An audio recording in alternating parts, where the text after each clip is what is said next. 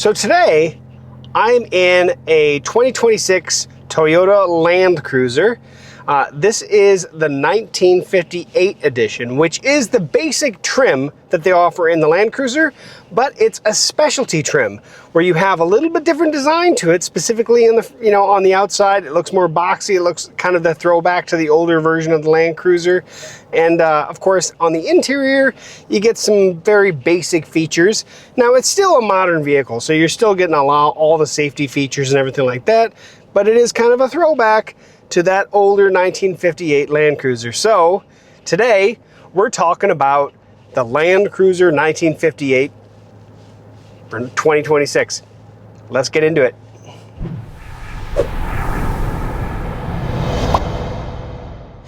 Hey folks, welcome back to techgooch, and I'm back in another vehicle. It's been a few months since I've done my last one, but I'm in a 2026 Toyota this time, the Land Cruiser 1958. Now, first of all, I'm aware that I have some red blotches on my face. I worked on my garden this past week, and I think I may have gotten a little poison ivy or something. So I'm just gonna call that out real quick. So I've been meaning to get into a Toyota Land Cruiser for some time since they brought out the newer stylings. And of course, this year I finally get into the 1958 edition, which I am super happy with. Now, here's the thing.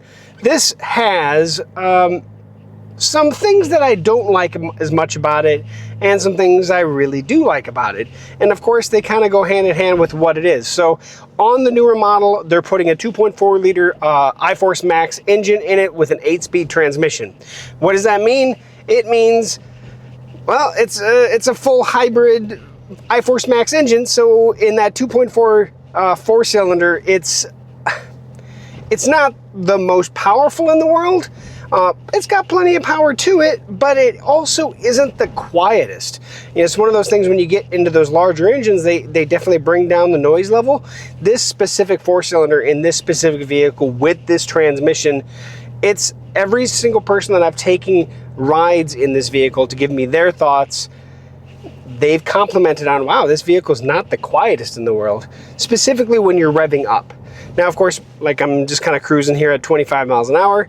It's not terrible. It does ride really well. Of course, you would expect that with the suspension and everything that's on this vehicle. But I do want to bring that to the forefront. This is not the most quiet running vehicle with engine noise and transmission noise. And it's mainly engine noise, obviously, the engine because of the transmission. This specific trim, the 1958, again, basic interior, so we're cloth seats, we're very basic. It's kind of interesting because when I had the vehicle dropped off to me, I was brought, oh, this is the 1958 edition. It's kind of a throwback back to 1958. It's like, oh yeah, if you had a touch panel radio and you had all the air conditioning and everything, sure, not really, but it does get into it. This is the basic trim that they're going to offer on this vehicle. It is the outside look. You either love it or you hate it.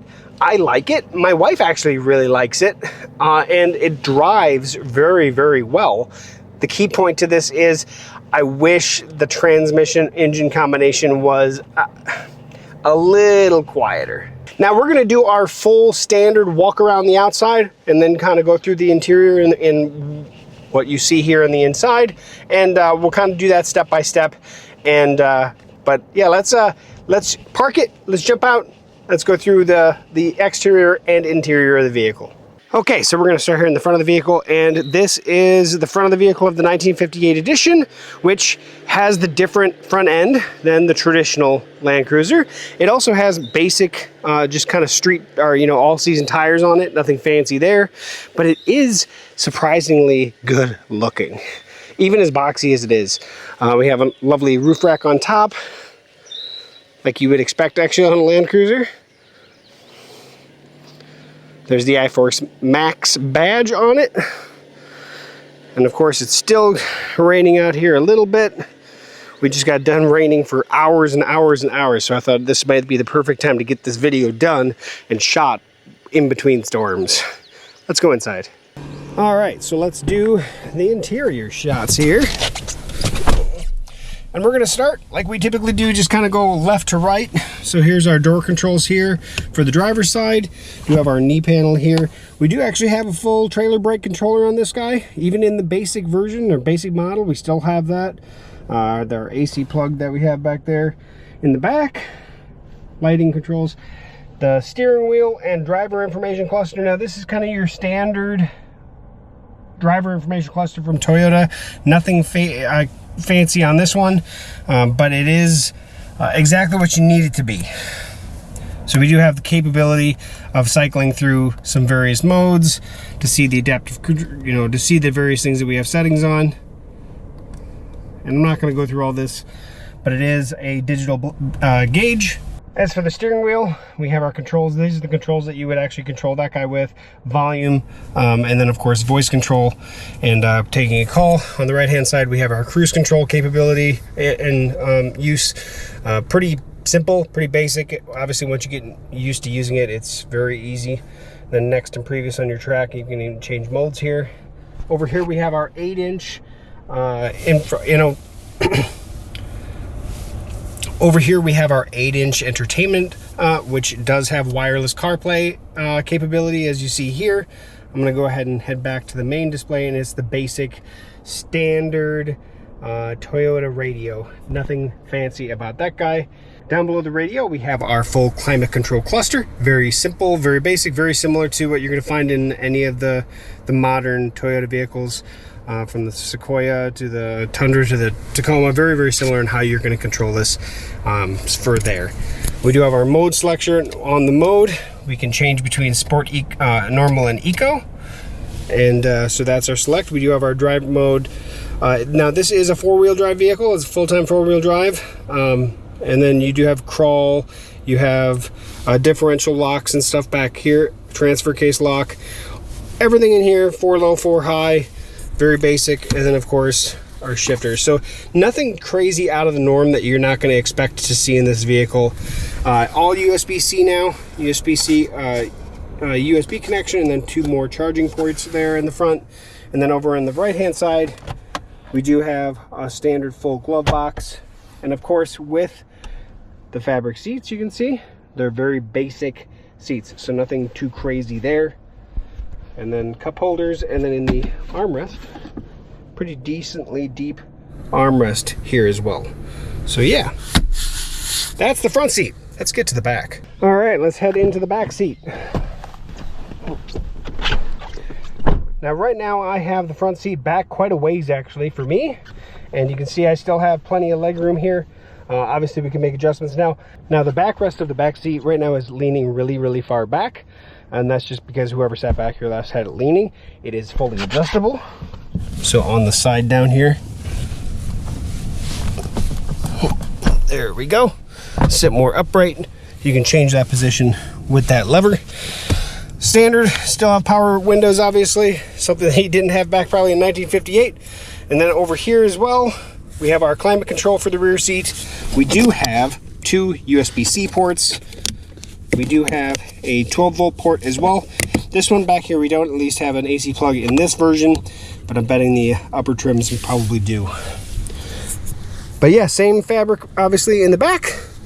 But yeah, that's the 1958 edition. Pretty solid in terms of what it offers and how comfortable it is. So plenty of headroom. I'm 5'11", plenty of headroom. So yeah, let's go take a peek at the cargo area. Let's pop the back. Now, one thing you'll notice, not an electric gate on the basic version here, but we do have plenty of storage back here. This is a nice little blanket, at least so you don't get junk all over your legs. We do have a little bit of storage underneath. Nice mat that comes with it. Do have the full cover that can be extended out as well. But back here, we still do have plug. And then over here is where we would have access to our battery. And let's see what's in this one. Oh, jack. There we go. Awesome. That is the back. Okay, let's pop the hood, take a peek at the engine, because we need to do that too.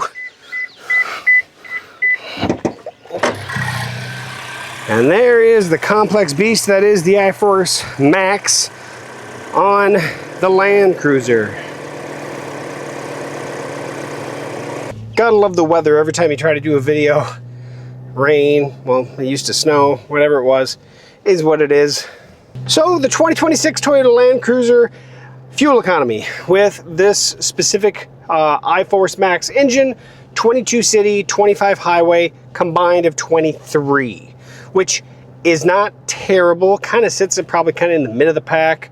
Nothing crazy, but not bad at all. Obviously, pairing it with that 4-cylinder, it definitely, I think, 100% helped. It is a lot of fun to drive, but like I said, the only thing about this one is it is the constant hum of the engine that you would expect, to be honest, out of a 4-cylinder type engine that this has, is not the quietest. And especially when you kind of are going down the highway, that's when you really notice it.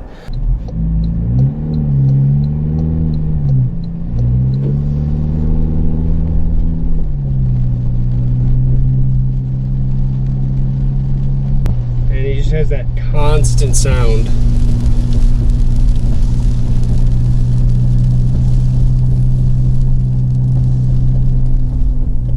That is my one detractor. Now, what I will say is that a big detractor? It all depends on what you're going for, right? If you're going for the most quiet vehicle possible, maybe not this one. Now, I'm not gonna speak to the different trims, because maybe things change when you go to the upper trims, but at least in this specific one, in the 1958 edition, it's the one thing that not only I noticed, but every passenger I've had noticed. And we have a deer in the road. So where does this sit in the line? This specific, the 1958 edition at least, starts at 57.2. This specific one, as stocked with its small accessory bundles, 65.2 I think is what it roughly is on the sticker. And of course that could vary based on incentives and whatever you could get at your dealer. So if you're looking at this one now, the 1958 edition really only has 3 colors. This kind of silver color, they call it Meteor Shower. They also have kind of a white version and a black version, and of course they have fancy names for those too. But if you're interested in this guy, definitely just head over to your local Toyota dealership. They can at least get you in one in it, and if you want to take it for a ride, see what you think of it. The key thing about it is it's enjoyable to drive. I really have enjoyed driving this for the time that I've had it. And if you are looking for a vehicle with this specific stature, maybe this is the next one for you. So thank you for watching to the end of this video. Like, comment, share, subscribe as always, and hope to catch you back here on another future video review on techgooch. And yeah, at least in terms of technology, this one has a lot more technology than the original 1958 one. There you go. Thanks for watching. See you again soon.